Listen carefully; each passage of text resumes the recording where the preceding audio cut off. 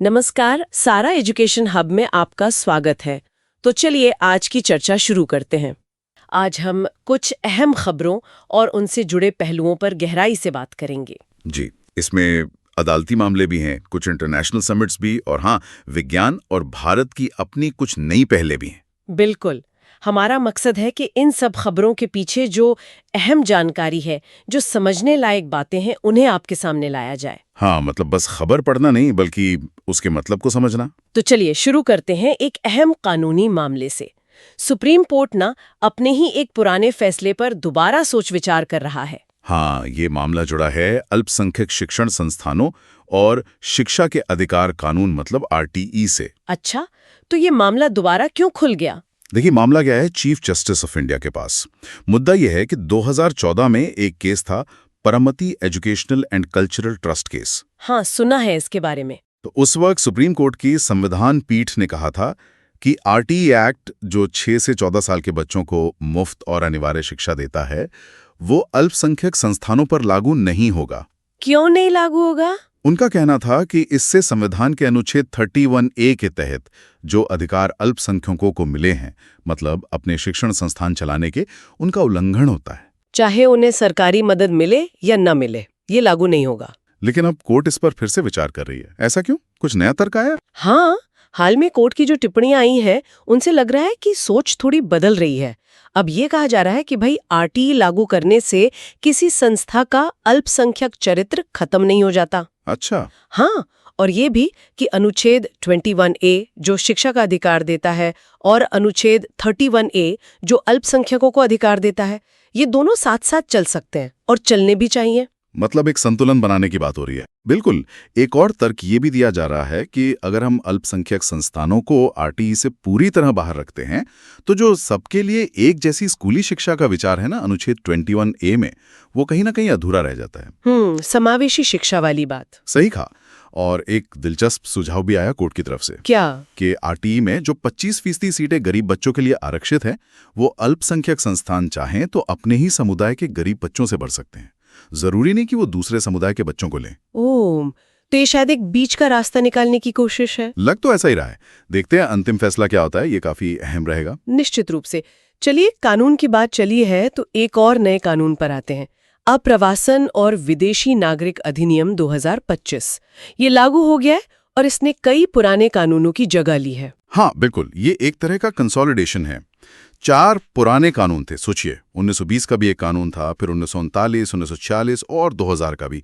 इन सबको मिलाकर अब ये एक कानून बना है। और इसका मुख्य काम क्या है? मकसद साफ है, भारत में विदेशियों का आना जाना, उनका यहाँ रहना, उनका रजिस्ट्रेशन, इन सबको नियंत्रित करना। इसमें कुछ खास बातें हैं जिन पर ध्यान देना चाहिए? हाँ, कई चीजें हैं। जैसे अब केंद्र सरकार बताएगी कि कौन से एयरपोर्ट, बंदरगाह या जमीनी रास्ते ऑफिशियल एंट्री एग्जिट पॉइंट्स होंगे। ठीक है। और एक अप्रवासन ब्यूरो बनाया जाएगा। ये ब्यूरो वीजा जारी करने से लेकर भारत के अंदर विदेशियों की मूवमेंट, उनका रहना, सब पर नजर रखेगा। यानी कि विदेशियों के लिए नियम अब और स्पष्ट हो रहे हैं। स्पष्ट भी और कुछ हद तक सख्त भी।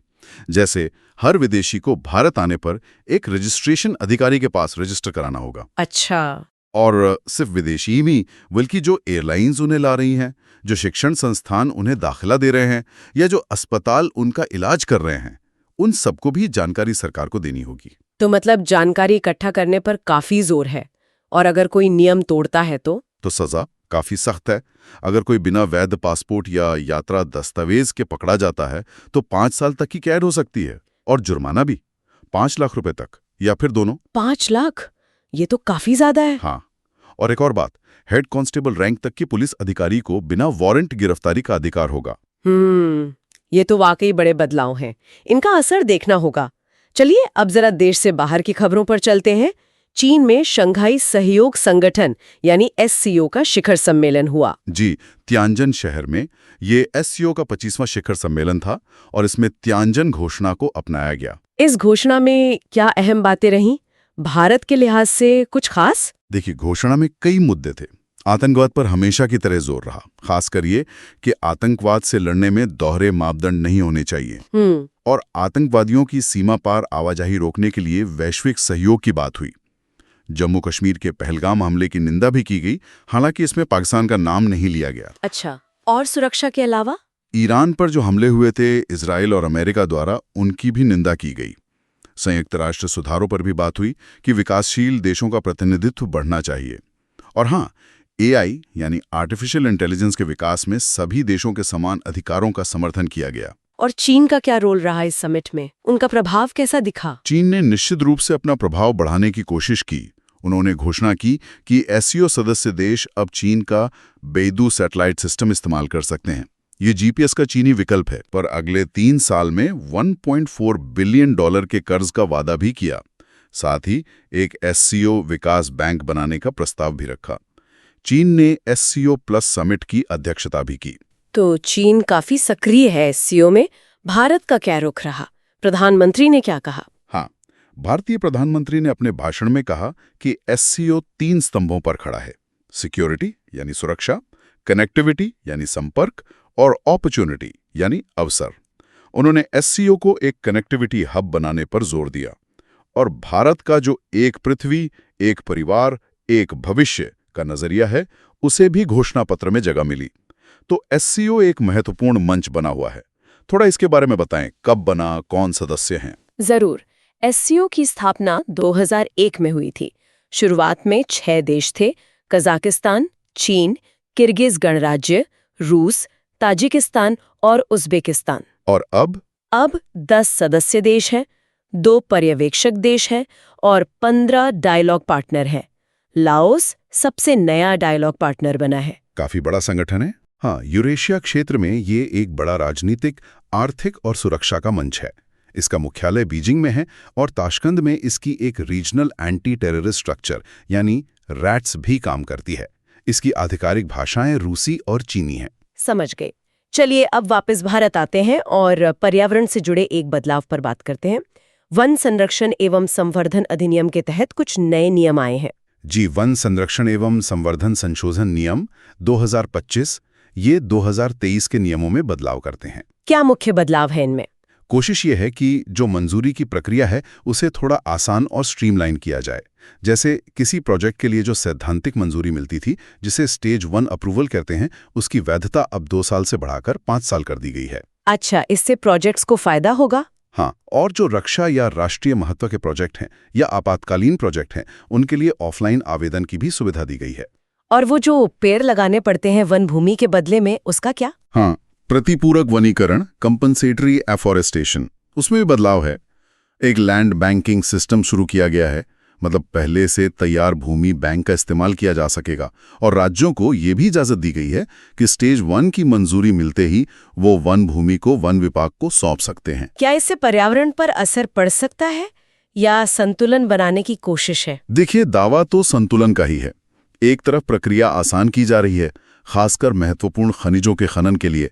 वहां न्यूनतम भूमि उपयोग की अवधि 20 साल से घटाकर 10 साल कर दी गई है। लेकिन दूसरी तरफ नियमों को लागू करने के लिए वन अधिकारियों के अधिकार बढ़ाए गए हैं।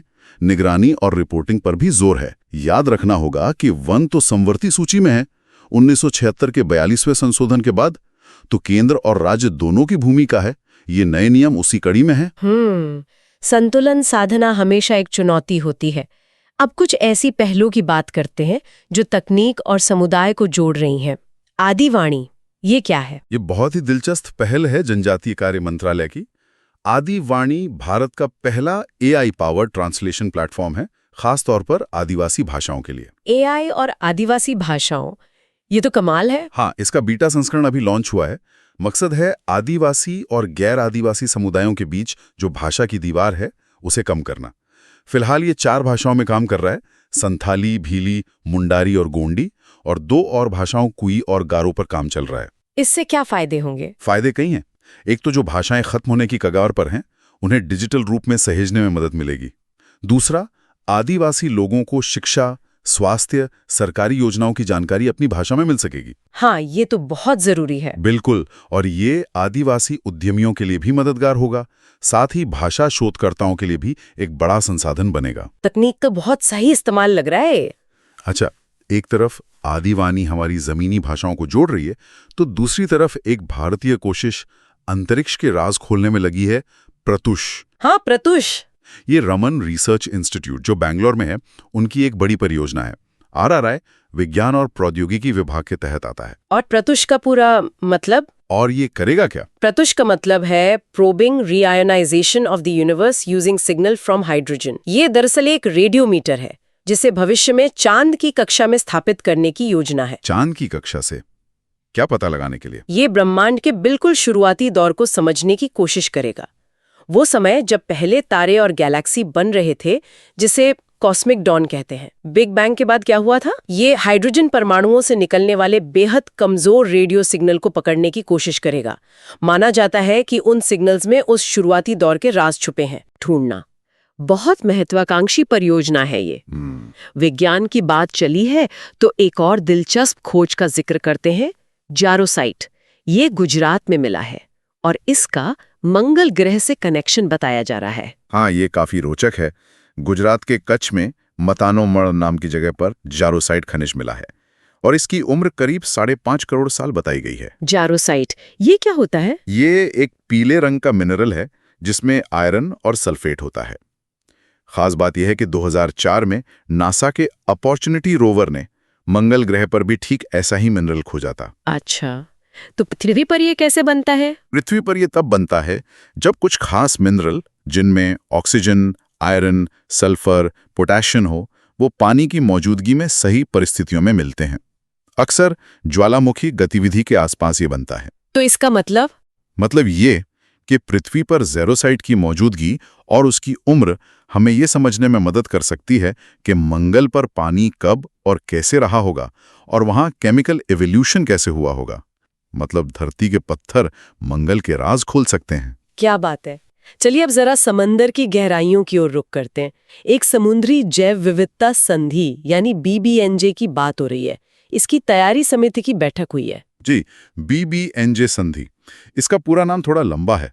Agreement under UN Clause on the Conservation and Sustainable Use of Marine Biological Diversity of Areas Beyond National Jurisdiction। बाप रे, आसान भाषा में क्या है ये? आसान भाषा में ये संधि हाई सीज यानी खुले समुद्र के लिए है। वो समुद्री इलाके जो किसी एक देश के अधिकार क्षेत्र में नहीं आते, जो हम सबके साझे हैं। दुनिया के 2/3 महासागर इसी में आते हैं। तो ये उन इलाकों के लिए नियम बना रही है? हाँ, वहाँ के समुद्री जीवन को बचाने और उसका इस्तेमाल सस्टेनेबल तरीके से करने के लिए एक कानूनी ढांचा तैयार कर रही है। ये संधि 2023 में अपनाई गई थी। इसमें क्या मुख्य बातें हैं? इसमें 4 मुख्य चीजों पर फोकस है। एक, समुद्री जेनेटिक संसाधन, मतलब गहरे समुद्र के जीवों से मिलने वाली अनोखी चीजें और उनके फायदों का न्यायसंगत बंटवारा। दूसरा, एरिया बेस्ड मैनेजमेंट टूल्स, जैसे कि समुद्री संरक्षित क्षेत्र बनाना।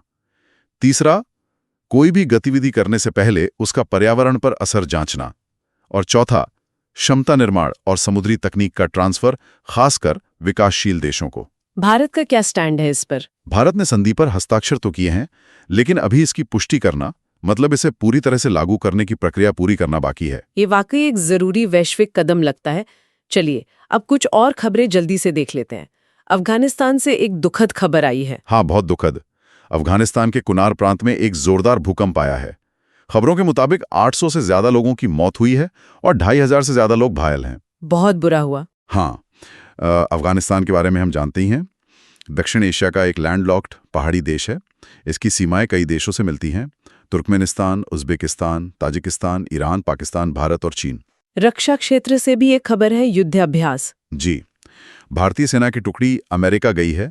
भारत अमेरिका संयुक्त सैन्य अभ्यास युद्ध अभ्यास के 21वें संस्करण में हिस्सा लेने। ये 2004 से हर साल होता है। इस बार क्या खास है? इस बार का फोकस संयुक्त राष्ट्र के शांति अभियानों और मल्टी डोमेन चुनौतियों पर तैयारी बढ़ाने पर है। मतलब जमीन, हवा, पानी, साइबर, स्पेस, सब जगह मिलकर काम करने की प्रैक्टिस। ठीक है। और केरल से एक पर्यावरण से जुड़ी मुहिम। हाँ, केरल के वायनाड जिले में सेन्ना स्पेक्टाबिलिस नाम के एक आक्रामक पेड़ को हटाने के लिए भारत का पहला विज्ञान आधारित और समुदाय संचालित अभियान चल रहा है। सेन्ना स्पेक्टाबिलिस, ये क्या बला है? ये एक विदेशी पेड़ है जो बहुत तेजी से फैलकर घनी झाड़ियां बना लेता है। ये स्थानीय पेड़ पौधों को बढ़ने नहीं देता, मिट्टी को बदल देता है और शाकाहारी जानवरों का चारा खत्म कर देता है। मजे की बात यह है कि दिखने में ये केरल के राज्य पुष्प कणिकोन्ना जैसा लगता है। धोखाधड़ी है ये तो। हाँ, है तो अमेरिकी उष्णकटिबंधीय पौधा, लेकिन यहाँ आकर मुसीबत बन गया है। और आखिर में निवेशक दीदी पहल का दूसरा चरण। जी, निवेशक दीदी, ये निवेशक शिक्षा और संरक्षण निधि प्राधिकरण यानी IEPFA की पहल है, जो कॉरपोरेट मामलों के मंत्रालय के तहत आता है। इसका दूसरा चरण शुरू हुआ है। और ये करती क्या है? इसका मकसद है ग्रामीण इलाकों में खासकर महिलाओं में फाइनेंशियल लिटरेसी यानी पैसों के लेन देन, बचत, निवेश की समझ बढ़ाना। दीदी के जरिए ये जानकारी भरोसेमंद तरीके से पहुंचाई जाती है। अब इसका विस्तार किया जा रहा है। बहुत अच्छी पहल है ये। तो आज हमने काफी सारे विषयों पर बात की, संवैधानिक मामलों से लेकर अंतर्राष्ट्रीय कूटनीति, विज्ञान की नई खोजों से लेकर जमीनी स्तर की पहलों तक। हाँ, और इन सब बातों को जोड़कर देखें तो एक दिलचस्प तस्वीर उभरती है। एक तरफ हम आदिवाणी जैसी चीजों से अपनी जड़ों, अपनी भाषाओं को समझने और बचाने की कोशिश कर रहे हैं, तो दूसरी तरफ पृथुष जैसे मिशन से ब्रह्मांड की उत्पत्ति के रहस्य जानने निकले हैं। क्या ये दिखाता है कि इंसान हमेशा से अपने आसपास की दुनिया को भी समझना चाहता है और उस अनंत विस्तार को भी? ये तो सोचने वाली बात है। और ये जो कानूनी बदलाव हो रहे हैं, चाहे वो RTA हो, अप्रवासन कानून हो या वन नियम, क्या ये सब इस जटिल दुनिया में अधिकार, सुरक्षा, विकास और पर्यावरण संरक्षण के बीच एक लगातार चलने वाला संतुलन की तलाश नहीं है? बिल्कुल, ये संतुलन साधना शायद कभी खत्म न होने वाली प्रक्रिया है। इन्हीं विचारों के साथ आज की ये चर्चा यहीं समाप्त करते हैं। अगर आज की चर्चा आपको पसंद आई हो तो वीडियो को लाइक, शेयर और चैनल को सब्सक्राइब करना ना भूलें। शुक्रिया।